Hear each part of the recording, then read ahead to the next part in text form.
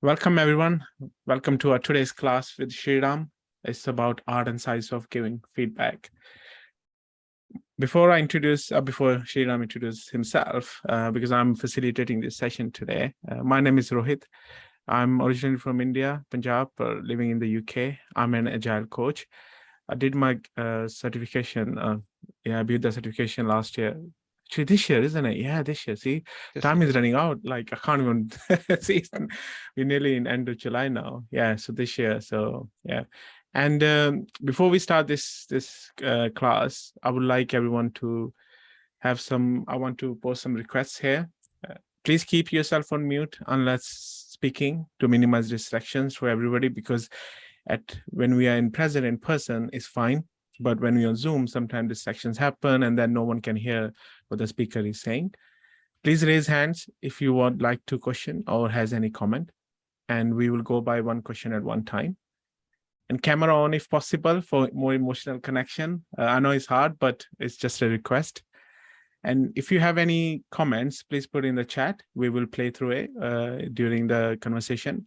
And if you have a question, please prefix with the Q and semicolon so we know it's a question you want to ask from Sriram. But last 15 minutes, we'll be saving it for question and answer session. So I would like to hand over the mic to Sriram. Sriram, please welcome yourself and let us know about the class. Thank you. Thank you very much, Rohit. Good morning to you and good afternoon, all of you. Welcome you all. We expect more people to join. Yes, my name is Sriram. Some of you do not know me. Yes, I'm also an executive coach. I was in the same cohort as Rohit was, and we did it about 7 to 8 months back. By profession, I'm a chemical engineer and did my management in production. And I've been in the industry, corporate industry, various workplaces for the last 4 decades. And the last 12 years, I've been in the company called Pernod Ricard, where I was a director of operations, and I was managing the end-to-end supply chain. I was a director on board of the board of Pernod Ricard as well. And I have taken a superannuated a year back. During the last 4 years, I was driving the diversity part of it, include more women in manufacturing. That was very tough, and coming from an alcohol industry, it was getting even more tougher. So that was what I was doing. This was my passion. So now after my retirement, I'm consulting an industry for DEI, diversity, equity, and inclusion. So I'm conducting training, workshops, and I thought that to improve my diversity quotient and also my coaching skills, thanks to Jaya, we went and attended the session. And thanks to Tim C for organizing this session.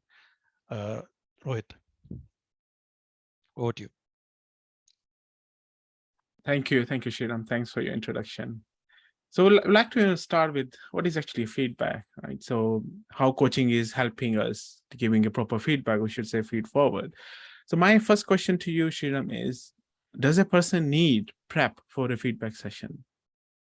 Yes, good to start with, Rohit. And I think it's absolutely, the answer is yes. To me, for anything and everything, you need preparation. Whether you're going for a presentation, you're going for training, why training? Even you're going to a movie, you need preparation. You know, you go online, you select the best seats you can view, and sometimes you want to get out fast of the movie hall so that you reach the garage, the place 15-20 minutes. Otherwise, it takes a lot of time. And Rohit, you're into photography. I'm sure. I understand that today evening you have a session, and I'm sure you're mentally preparing yourself how to do it and what to do it. So reach the place 15-20 minutes earlier, find out. So I'm reminded of one of Boman Irani's inspirational talks. You know, he I think addressed a group of students in SRCC 3-4 years back, Sriram College of Commerce. To take cue from him, he says he started his career as a waiter in Taj.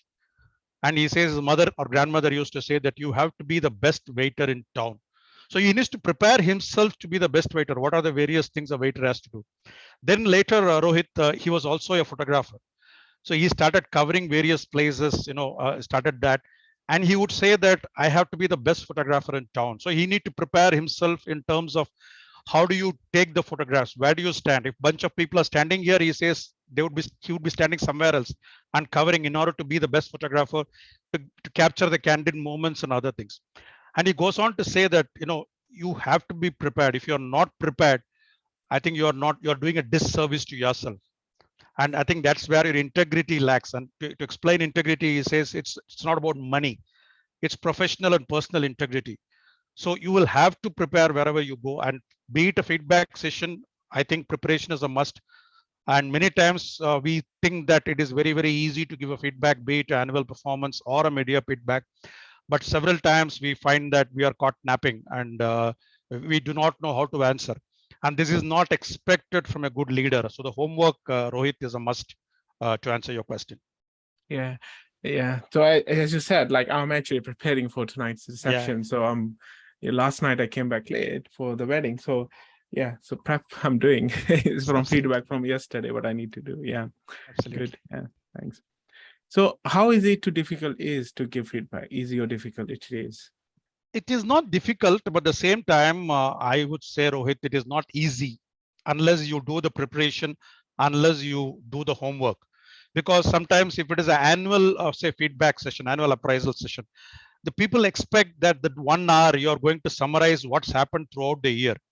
And if that person is, say, even a senior, even a junior in the organization, he or she would like to showcase themselves during that 1 hour and then see that how best he is able to do that. And so you have to be alert in giving that feedback and spending that time with them. I'll come to that. What do you need and how do you need? What is the preparation? I can give you my own example. So I was giving a feedback to, I think, one of the ladies in my organization. She was about 5 years old, a brilliant lady who has done a supply chain from Narsi Monji, and she was doing extremely well. And her rating was exceeds expectations. So she has done very well in that year. So I thought it is going to be a cakewalk because I started the feedback. We discussed all the goals. 30, 45 minutes was over. I said, you are exceeds expectations. Well done. Congratulations. And all the best for the next year. What happened next was a bit of, a surprise for me. She said, can I ask you a question? I said, yes. She said, thank you very much for rating me exceeds expectations, but I want to be outstanding. What does it take for me to become outstanding? I was just caught napping. I didn't expect that question. People don't ask that question. This is what happens with Gen Y, Gen Z, and all the young people. No, she was very bold to ask the question, but I was prepared.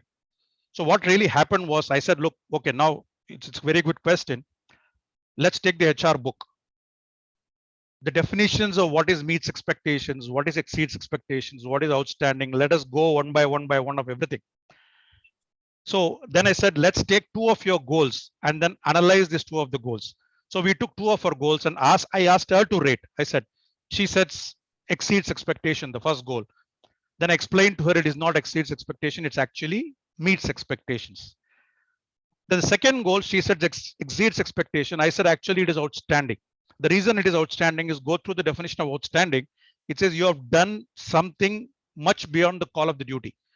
That particular goal, you completed it 2 months ahead of time. You are able to, add value to that. You are able to take up some other job.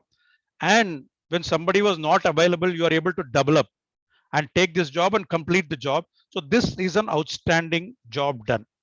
So I think for this, it's unless you're prepared, it'll become difficult because you can't be cutting a sorry figure. They look at you as a leader figure. They look at you as a leader, as a great manager, and they want inputs from you. At that time, if you're faltering or not able to answer questions like this, it'll be sorry on your part to go there and then, to cut a sorry figure. So hence, I think it's easy. It's not difficult. At the same time, you will have to practice hard. You will have to do your homework and whatever you do, Rohit. That's my answer to the question. Okay, thank you, Sriram. I know we're talking about more on the corporate side of from your experience here. So when he says that when we do like an annual performance feedback session, and how many people can give feedback in a day? Personally, Rohit, I would say that to do justice, first of all, the feedback, according to me, should be a minimum of 45 minutes to 1 hour. You cannot take less. You will not be doing justice if you're giving feedback to somebody in 15 minutes. So I have seen a number of people, number of leaders, so to say, quote unquote, that they give feedback to 7, 8 people, 15, 20 minutes. All they want is to give the feedback, finish the session, close it, because you need to fill up a lot of forms. You need to assess each of the goals. You need to write your comment. So it's a lot of work in some organizations. When you have so much of work, they want to dispose it off fast. But according to me personally, I think we are not doing we are doing a disservice to the person who is receiving the feedback. I would personally feel that you could give maximum of 3 people a day, 3 hours a day, and then space it out, go through the motion in a week or something. You prepare well in advance to give the feedback, and you enable the person to prepare herself or himself so that they are also well prepared to understand from you and answer the questions. So 2 to 3 people per day, 3 hours per day will do justice to yourself and to the organization, and most importantly to the person who is sort of receiving the feedback, Rohit. Okay. So now we talked about how the things have happened. Now you have become a coach, Yeah. and you had done the training of becoming a coach. So how has coaching helped you to give feedback now? I think it's helped me a lot. I mean, I have become a better person than what I was a year ago. And I think we all discussed it, Rohit, and all of your coaches, and most of you are aware, be it listening skills, staying focused, curious, the empathy, the body language, the communication, the eye contact. And these are some of the things we were initially taught to be how good to become a coaching. All this helps during a feedback session, because sometimes it so happens that when you are saying that somebody you're not done well, there would be some reasons. He or she would come back and say that, look, I was not well, somebody in my family was not well. Or imagine the working mothers, they would say that my child is not well, so I was unable to concentrate on my job. And imagine this 2 years of COVID time, when a lot of people are not well, the entire community was not well, their relatives were not well. And that is where you need to show empathy to the person. Of course, organization performance is very, very important. Just because he or she didn't complete the goal, I'm not saying that rate him or her higher, but at the same time, some sort of empathy is required. And the listening skills and the way you posture is important. And many times I have seen when that person is talking and you giving a feedback and the person is listening, you are on your WhatsApp, or you're in your mail, or you're answering somebody. I would, I would request, I wouldn't do that. I would request you not to do that. What I do is I go away from my seat. I don't, of course, nowadays it's hybrid working. You don't have a seat. Earlier we used to have a cabin, and senior people used to have a seat and all that. So I will go away from to a place, meeting room. I will not take my phone, and I will tell the people that do not call me for the next 1 hour, and then give the feedback. So this ensures that person who is receiving the feedback is also happy that the person giving the feedback, if you're a very senior person or a senior leader in the organization, you're caring for that person, you're staying curious. So these are some of the traits which I have learned in coaching, which has helped me, even though I was practicing this in bits and pieces, but having learned it in a very focused manner, having done a lot of exercises and having coached many people, this is helping me a great deal, whenever you give feedback to somebody, Rohit. Okay. So now, I have a question here, something Yeah. coming back to me since we started this conversation. Now, coaching is about looking forward. Right? Yeah. So am I right in saying now this is not a feedback now in the feed forward session when you do? Yes, absolutely. Because coaching is the difference between coaching or performance feedback is, you in coaching, you enable the person to take decisions. You help that person, ask right type of questions for that person to answer, and then make that person think, make the person reflect. But whereas feedback is something what has already happened, and you're going to give that person how she or he is performing, and the feed forward in terms of what is going to be the future for that person. So it's slightly different. It is a two-way process. Sometimes you'll have to be listening, sometimes you will have to be talking. But how do you manage that piece is very, very important. You cannot ask a question and leave it, because the question has been answered. The question is in the form of goals. The goals have been taken, the goals have been delivered, half delivered, not delivered. And as a boss, as a leader, as a manager, how do you look at it and how do you sort of rate it is something which the person wants to know. And this also helps in improvement areas. Then the actionable points could be the same thing as we did in coaching, to help make the actionable points for the next year, which can be reviewed periodically and go about it, Rohit. Okay. And how do you ensure that person receiving feedback and giving feedback or feed forward is curious during the conversation? I think you need to be a very, very good listener. and you need to ask a lot of questions. What happens is sometimes, even if he or she is your DR, there are things which you may not know. As a boss, you may not know because you're not micromanaging, and you are managing several sections, you are managing several functions within your department. So you don't have time to go through each and every employee of your organization, even though you meet them regularly once in 3 months, 6 months for a feedback session. There are certain things which you may not be knowing. And if that person also thinks this is an 1 hour I get with my boss, and I have to showcase myself, I have to demonstrate how good I am, for him or her, it is life, that going forward. So they are well prepared, and they are wanting to showcase their, activities, their projects, what they have done. And you have to stay curious. And if you do not know, you'll have to ask the questions. Oh, you did it like that. What are the various, actionable points in that? Did you face any pitfalls? Did you have any problems in achieving it? What enabled you to achieve it? So some of the questions like this is staying curious and ask the questions will provoke discussions on that person. And in case you're thorough, or in case you know what the project is, maybe that is where your expertise and experience comes in, telling that person that, look, what could you have done better in this project? There's something which, uh, you feel that you would have done in a better way. Do you think everything went right? I think that is something which you can ask the person, and keep listening and keep answering questions, keep asking questions. So that way, I think you to stay curious, and you make that person stay curious as well, Rohit. Okay.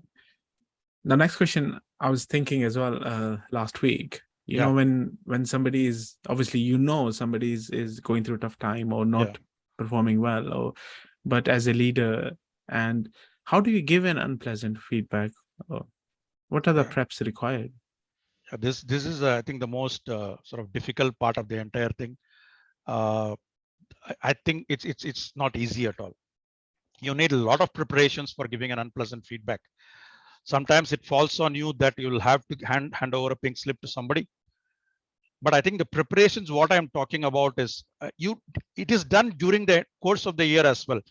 If it is an organization call that something project is not there, which happens in ITO, PPO, KPO companies, then that's a different matter. But if you are asking somebody to leave, or rating somebody needs improvement, or did not meet expectations, that is where the question comes as to how do you tell that person? Because my experience, I have found most of these people think they have met expectations. And whereas you are going to tell them that, no, you didn't. You did not meet expectations. You're not going to get the increment and bonus this year. So the preparations I'm talking about is you'll have to do it sometime 6 months back. And if he's your DR, and I know that this person is ultimately you are rating that person. Nobody is forcing you to rate somebody else needs improvement. It happens very rarely. In that case, what you really do is you prepare 6 months in advance, start giving a feedback every month. If July is your time frame, start giving a feedback from January onwards. Tell that person that, look, these are the various things you're supposed to do. You have come back on point 1, 2, 3, but you have not come back on the other points 4, 5, 6. Now review it every month. Prepare that person, and that will make it easy. I'm not saying after that it's going to be easy. It's going to be tough as well. But at least when you have some talking points, you tell that, look, I have been monitoring you from January onwards. We have had 5 to 6 one-to-one meetings. I have spent more than 10 to 12 hours on this aspect, but you have not improved. I'm sorry to say that now I have no option but to rate you as did not meet your expectations. And if it is losing the job, you'll have to prepare him well in advance, or her in advance. Tell him, look, you are given 3 months time or 6 months time. I did have this to share an experience of mine. I did have one of this in my early days when I was just 35, 36 years old. I had a large factory. I was in charge of a large factory in Calcutta. Those days, of course, today 35, 36 is the age you come to leadership positions. Those days, 50 is the norm where you become the leader or head of a large factory. So I was pretty young. And when I reached there, my boss told me that you have to hand over a pink slip to one person. Then I told my boss, it's not fair. I have just come 1 month and I do not know the language. And you're asking me to go to a place, and a strong unionized place, and telling me that I have to hand over a pink slip to one person. Then I asked him, why did my predecessor did not do it? He says, no, we tried. He couldn't do it in 1 year. And now that we have called you here because of your performance, your consistency, we have made you as a factory manager. I know that you can do it. Then I had to tell my boss I require 6 to 9 months time. So I took 6 months time to talk to that person. While I'm not getting into the details, I went to that person, talked to that person. He's an IIT graduate and 10 years elder to me, 20 years experience, and he was a brilliant guy, lost his way. Now, the later I found out that talking to the person, I had to engage with his family as well. I had to meet his wife. He had an issue with his family, and I had to meet his wife in his presence. And I did all of that and prepared him finally. And at the end of 6 to 8 months, I told him, look, I have no option. All I can do is I can help you get some job somewhere. In fact, I tried his transfer. It didn't happen. So all I can do is 6 to 8 months. So for an unpleasant feedback, I think your preparation is very, very important. Sometimes it can take months. Sometimes it can take days. But what I have seen is 90% when you give such a feedback, the person receiving the feedback thinks that he or she is doing a great job.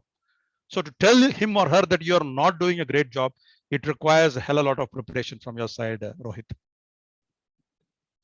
Thanks, Sriram. It just prompted me another thought here Yeah. just now.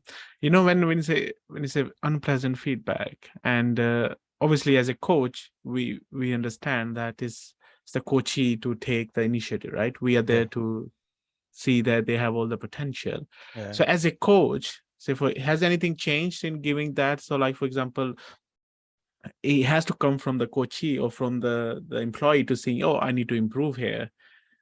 Does it happen like this?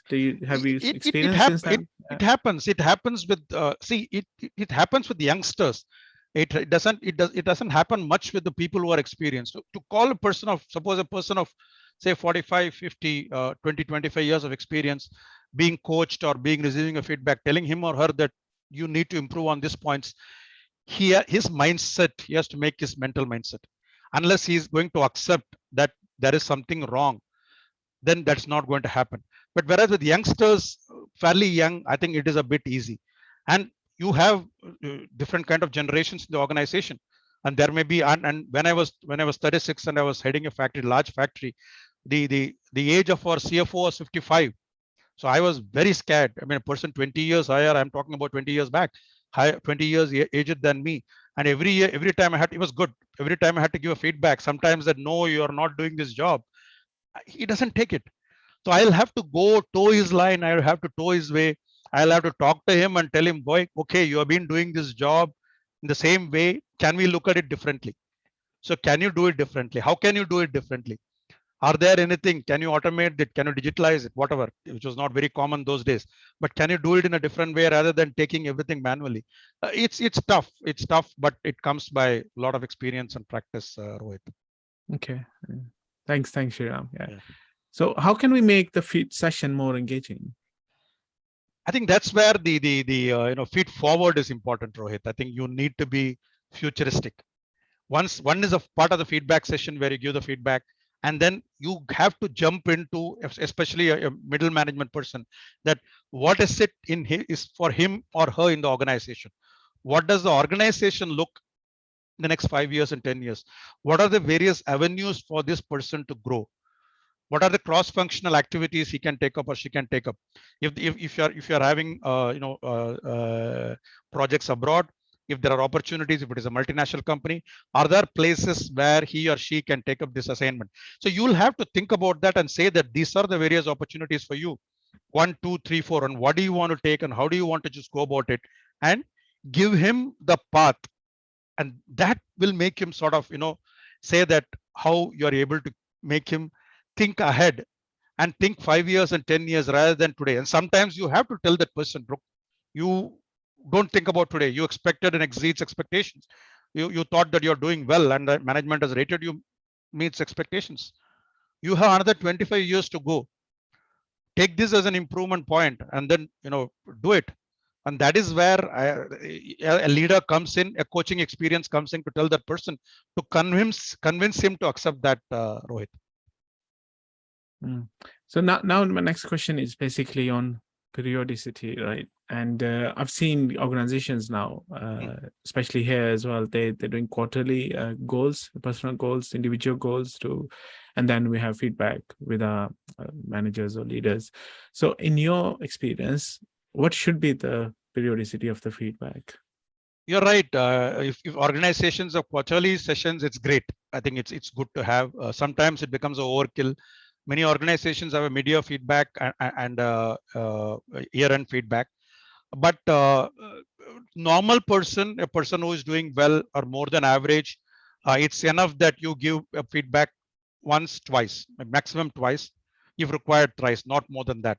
But a person who needs coaching, a person who needs to be mentored, I think that is where you'll have to spend a lot of time. Maybe you'll have to spend every month, as I was giving you example of somebody that every month I used to go and coach him or mentor him. I'm giving you feedback. So when I coach and mentor, I am not telling him that you will be rated poor. I'm going to tell him that these are the various things you can improve. And I've heard this from McKinsey. I'm not sure somebody telling me that if one of your DRs in McKinsey, you rate him or her poor, the leader is questioned. So the leader is questioned as to, we invested time, money, effort, and taken somebody from a B school, a reputed school or engineering college. And if this person is not performing, what are you doing to coach or mentor him to perform? So this is a great thing in organizations if you're able to do that, because you are not developing somebody or you are not coaching somebody to fail. You are helping that person grow. You are helping the person grow in the career. But there will be certain outliers in the organization. But you have to answer yourself honestly whether you have tried your bet. You have tried your bit. Have you tried enough to say that this person is able to take that? And if that is something which you have done, you can do it whatever periodicity you can, Rohit. Okay, that's great to hear, Sriram. Thanks for sharing that. Um, Again, when we're talking about this feedback, there's some articles on the internet regarding like sometimes men find difficult to give feedback to women employees, and women find it difficult to give to men employees. As they're managing them. Right? So, do you agree? Does it happen? I'm quite curious here because Yeah. I don't see it here, so I'm just curious here. Does it happen? What's the advice? Yeah. Yeah, maybe at the end of the session, I would like to hear from Ruchika, Anishli, and others about this. But I do the training workshop I told you on diversity and inclusions. Even though I don't cover this feedback as session, there is one session on a role play which I do. This role play is essentially for organizations who are in sales, manufacturing, large factories, where these ladies are working in the shop floor and the men are there. And the men say that it's one of the role plays, the men saying that I am not able to give this feedback to a lady because the moment I start, she starts crying. So how do I give a feedback? I don't even start. And I've heard vice versa from when I go to banking institutions, when I give a workshop, I said predominantly ladies. He says I can't give a feedback to the person. He looks that side, he looks this side, and he doesn't listen to me. I'm trying his bit, but it is a fact. In some places, it is difficult to give feedback to human. But honestly, if you ask me, Rohit, both men and women get emotional. It is not women who get emotional.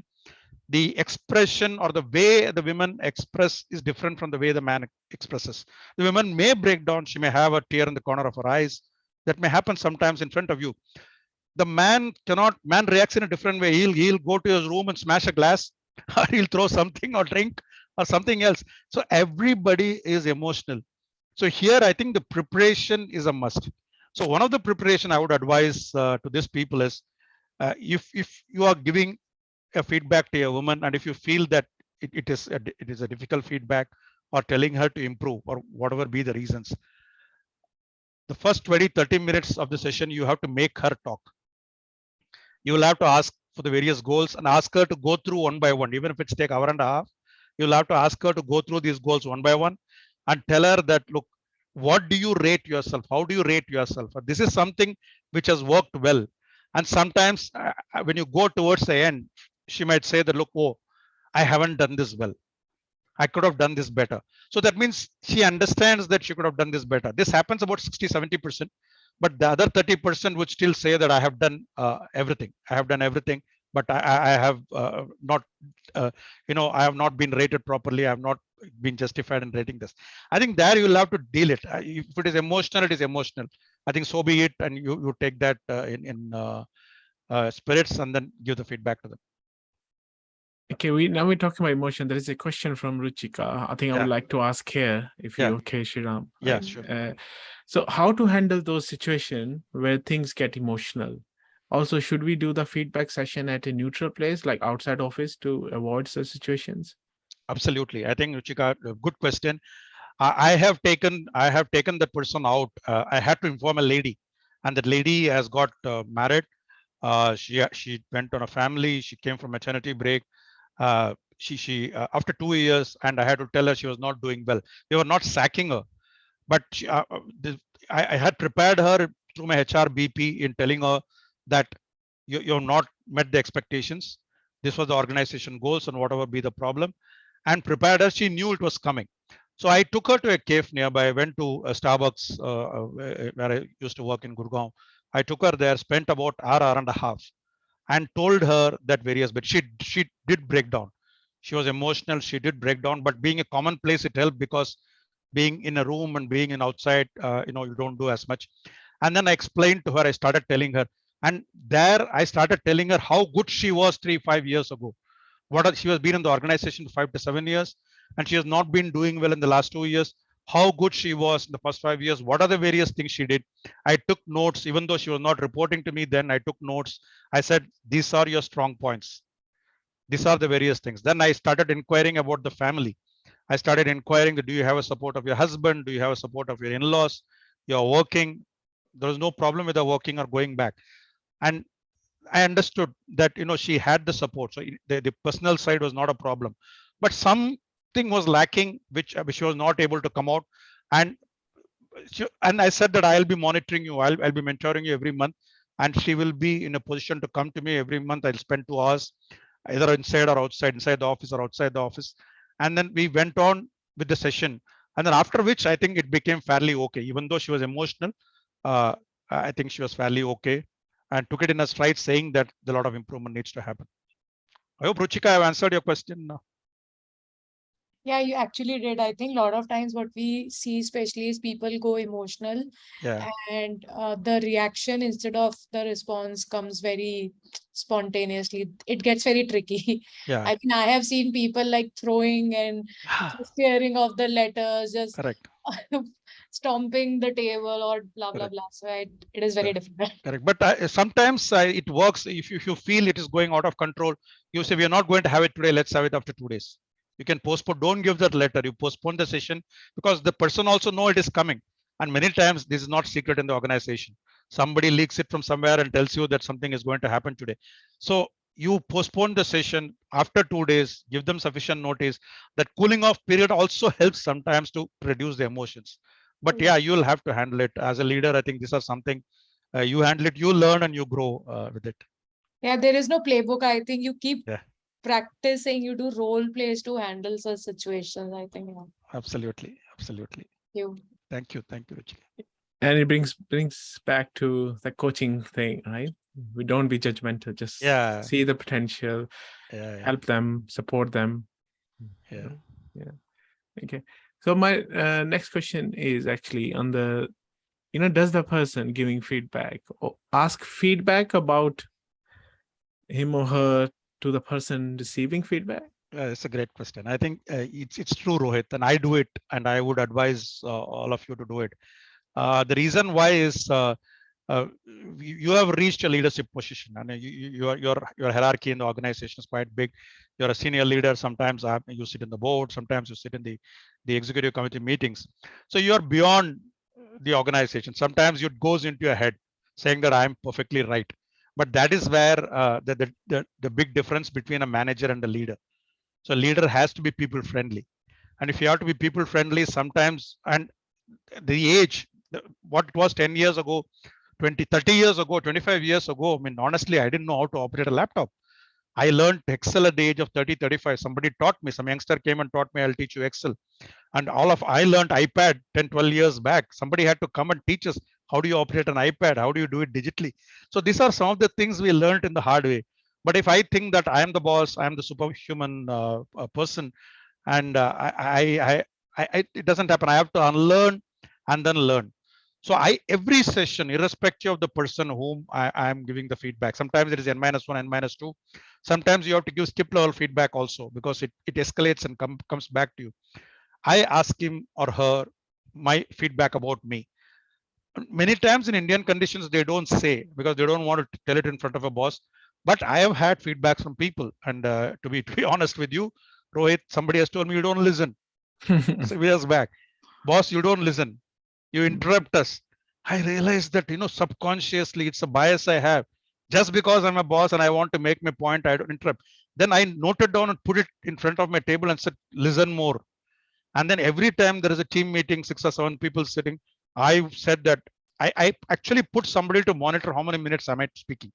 I said in the 60 minutes, I want to speak only for 10, 15 minutes. The 45 minutes will have to be spoken by the people around. I'll ask the question and leave it. This actually helped. And like this, I think some honest feedbacks do come. Some people, and once I got a feedback, I had actually 5, 6 sections to manage. I had to manage production, I had to manage supply chain, quality, blending, finance, engineering. The supply chain person came and told me, boss, you're not spending enough time in my department. That is a feedback I received from the people. You're spending more time. Your 6 departments, and you will go priority wise. If production and sales are the burning thing, and these are the ones you concentrate more. So that means I have not concentrated more on the HR and the finance side or the supply chain side. So there it's a learning for me that I have to concentrate more. I'll have to give them more time. Then I actually did that, to call them for a meeting, call them for skip level meetings, and actually apologize to them that it did not even occur to me that I'm not spending that time. So the essence is, to me, you will have to take feedback yourself. You will have to ask for feedback. You'll have to take a feedback, and that is your area of improvement, Rohit. Yeah. Thanks, Sriram. Now, my final question is, obviously, we're coming to the end, near the end of our session as well. So where we started, the topic of our session is giving feedback is an art or science. This is what Jay asked us. You remember, Rohit? She used to ask us, is coaching an art or science? And then we used to give several answers. And the same thing is with feedback. And I think the answer is the same. It's a mixture of art and science. Some places you have to use your tools. You have to use, the scientific methods, what you have in rationally telling him or her that where she or he stands. But many times you'll have to back your experience. You'll have to back your preparations. You'll have to back your homework. Here again, I have an example. I was confronted with a person, a commercial person who is looking after procurement in a large organization. He wanted a feedback, and according to him, he's met 100% of his requirement. He has done exceedingly well. And when I asked him, what have you done? What is your achievement this year? He says, I got all the materials on time throughout the year. And there was not a single day the production had to be stopped because the material is not there. I think it is a tremendous achievement. Then I thought for a while and I asked him, isn't it what you're paid for? You're paid for to get the material on time, to get the production on time. So what is it for you to have exceeds expectations? He was taken aback. He was a bit taken aback and said, look, oh, no, what are you saying? I mean, it's a great job, you try and do it. And all that was challenging me. Then I had to go back to my experience and ask him. I knew about that person personally also. So I asked him that, are you staying in a rented place or a own house? I knew he was staying in a rented place. He said, yeah, I'm staying in a rented place. What rent are you paying? He said, I was paying, say, 50,000 rupees last year. I knew all that. That's the reason I asked him, because I connected with him. Then how much rent are you paying this year? He says, I'm paying 45,000 rupees. Then how did you reduce 5,000 rupees? He says, there was no takers. This what happened, COVID, this, that. There are no takers. A lot of people are leaving this urban cities, going back. A lot of houses were empty. And I negotiated with my landlord and brought it down by 10%. I said, great job done. I said, what about your rent? How do you pay the rent? Earlier, either I pay the rent in advance. Now I'm paying after 15 days. So now let's come back to your profession. Did you negotiate with your suppliers? You say that your production went down. The whole of the suppliers' production went down. The capacity utilization was not taking place. Did you go and explain to the suppliers that, can you reduce the rates? Okay, even if you have not reduced the rates, did you negotiate the commercial terms? You are paying cash and carry on a lot of suppliers, and could you say that you are into a problem, and can you pay it 15 days later, 21 days later? Your cash flow position of the organization improves. Then he accepted. He said that, look, I didn't even think about it. I didn't even know. So why I'm saying this is, so this comes only if you practice. This comes if you're only connected. And this form cannot come with any scientific tool. So like coaching, so this, you back your experience, you back your, the strengths, you back the homework you have done, and then mix it up. And where it is not required, you don't need, because nobody likes to take advice. Sometimes we say feedback, like we say in coaching, it become mentoring. So you should not do that. And the same way, we should not advise people, and nobody wants to take advice, and everybody knows what they are doing. They are all subject matter experts. And if they are youngsters, be it your own children, you can never advise your children. So you can never advise any professional. They would say that, get lost, I know what I'm doing. So you have to be very, very careful in selecting your words and telling them that how they are performed. So it's to answer your question, Rohit, it's a mixture of art and science, and it comes by a lot of practice and rigor. Cool. Yeah. Also, thank you, Sriram. Thank you. Yeah. So now floor is basically open for any questions you may have. Ruchika actually had another question: how to guide the first-time manager? I think you have to walk around with them. In my opinion, the first-time manager needs to have a mentor. The mentor could be within the department. Sometimes it could be within the outside the department. A lot of time, we find that first-time manager, we don't give time to the first-time manager, because he or she needs hand-holding. So every month, if you have to connect, you'll have to connect every month, and there would be some other person whom he can talk to. He would say, I have heard a lot of times a good first-time manager has left the organization in 3 months just because his manager, his report supervisor, was not available to him when he wanted. He couldn't even share something with him. He's on tour, or he's not available on phone. That is where these people feel very, very frustrated. The second thing you can do is, what I have done to the first-time managers is, the HR BP who is with you is connected to that person. So every 15 days, 1 month, even if it is in a remote location, he or she will call him and ask him, the first time manager, are you okay personally, professionally? What are you doing? What are the various projects you're doing? And how is it that I can help you? Is it something you want to talk to? Then if he says that he wants to connect to me, if he's reporting to me directly, indirectly, then she comes and tells me that, look, he wants to connect with you. Can you give 1 hour of your time? So you'll have to do this hand-holding, mentoring, coaching for nearly 6 to 9 months till you feel that person is confident to handle jobs. Ruchika, that's my take. Got it. Thank you so much. Hi, Ramya. Good to see you. Hi, Anushli. Hi, Sriram. And, Hi, Dasappa.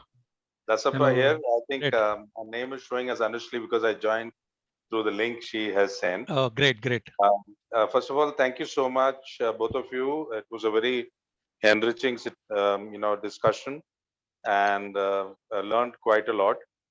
My question to both of you and to you, Sriram, is in connection with coaching, and I'm not sure whether you have already,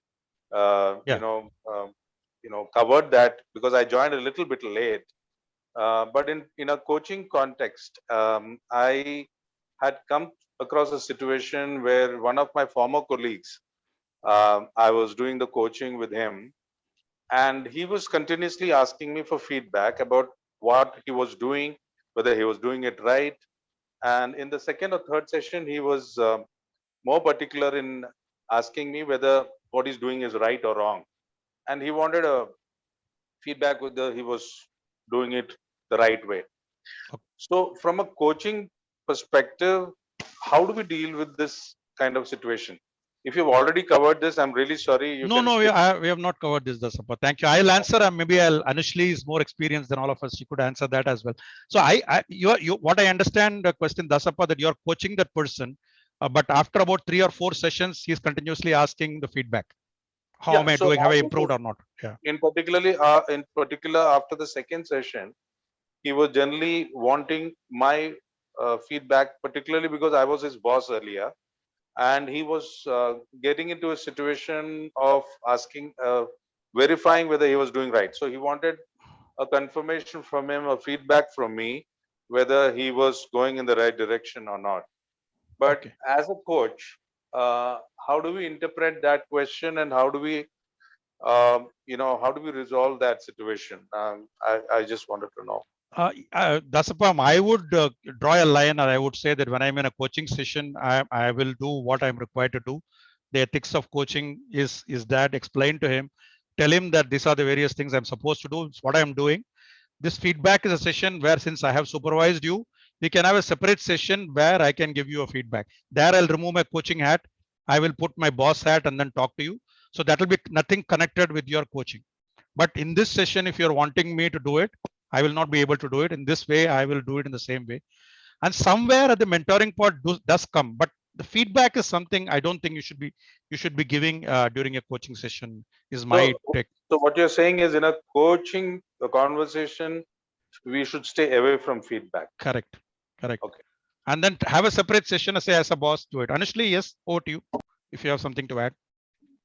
Yeah, thank you for this wonderful session, Sriram and Rohit. Dasapa, this is something emerging to me as you're asking this question. Maybe you pose a question back to the client. What does he thinks about his progress? Yeah. And the client will start to reflect on what he or she thinks. And I think that reflection itself will guide them towards where they are with the progress. Okay. Great. All right. Great. And sometimes they also ask for feedback just to get a validation from the coach, saying, okay, I have moved a little forward, Right. Usually we say as coaches, we should not validate their thoughts, because it's like you're not opening up the potential of how much they could expand themselves by that. Because the moment they trust the coach so much that the moment the coach validates, they might confine themselves in that space. Oh, he also he agrees with me, so this is it. Right? But there can be more possibilities too. Is that helpful? Yeah, I get it, and that's a good way of dealing with the situation, because as a coach, we normally ask questions and we put it back in his court and ask him to validate it if he feels it is so. But my question is also, suppose he's doing things right and he's going in the right direction as per the actions that we are taking after each session, after the agreement and the contracting, and the end of the session, the actionables are done and he's going in that right direction. Is it wrong to give a feedback in a coaching conversation? So I like to ask from you, who thinks that it is right direction? Who is thinking that it's the right direction? Is it you or the client? The client. Obviously, it's the client. So the client is just, wanting to maybe understand whether he has missed something, or if he has missed something, whether he wants a coach to tell him that, okay, he's missed something as part of whatever actionables were taken. Say there are 3 or 4 things that needs to be done, and he wants to be sure that he has not missed any minute detail of what actions he has to take. Yeah, so now the context is little different based on what you're saying. If the client is asking, have I missed something? Maybe as a coach, you can say, okay, with your permission, can I share something that I'm noticing from this conversation? Okay. And once a client gives permission, you can share what you're noticing from the conversation. And earlier when you asked the feedback, I was thinking that client is asking, like, have I progressed enough? Have I reached my destination or not? I think the answer should not come from the coach, because the journey, the destination, progress, everything to be designed and, decided by the client, and they are just co-creating the space for that.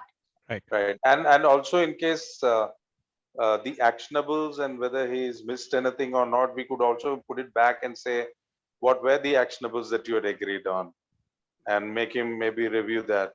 Yeah, that's once like again. you're asking question, right? You're reflecting on what the journey that he has gone through. You're not adding anything from you. Yeah, right. Yeah. I We're agree. reflecting back. We're reflecting thank back you. to them. Yeah. Cool. Nice. Okay. Thank you. Thank you. Thank you, Thank you, Dasappa. Anishli. I think Ramya has got a Ramya. question. Yeah. Hi, Ramya. Hey, Sriram, Rohit. Nice Hello. seeing you after a Nice to see long you. time. Yeah. Thank you for the lovely session, Sriram. Thank you. Always good to hear from you, your experiences. We learn a lot. Thank you, Ramya. Thank you, Sriram. One question that I had was something that I'm going through currently in my office, yeah. Sriram. So there's a person who is not a direct report to me. So I manage projects which are spanned across locations and across geographies. Now this person is so he has his own manager who is actually kind of supposed to work with him to give feedback and improvement areas and things like that. But unfortunately, I think it wasn't working well. And with his permission, I've kind of taken over the task of working with this person who is not performing well. Now he is much more senior to me. Much more senior. He's an architect level person with another 10-15 years plus more than me. Now giving feedback to him is very, very tricky for me. I'm not giving feedback to him per se. I'm kind of working with him instead of giving him feedback. So I've kind of worked with him, asking him what his challenges are, what is he saying that is making him unhappy. He's new to the organization. He's joined some 6 months back. But I see that so we have a KPI called say-do ratio, which we have to maintain within the organization, which is nothing but the commitments that we make.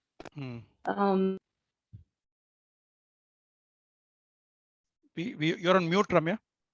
No, I got a call suddenly. Yeah, right.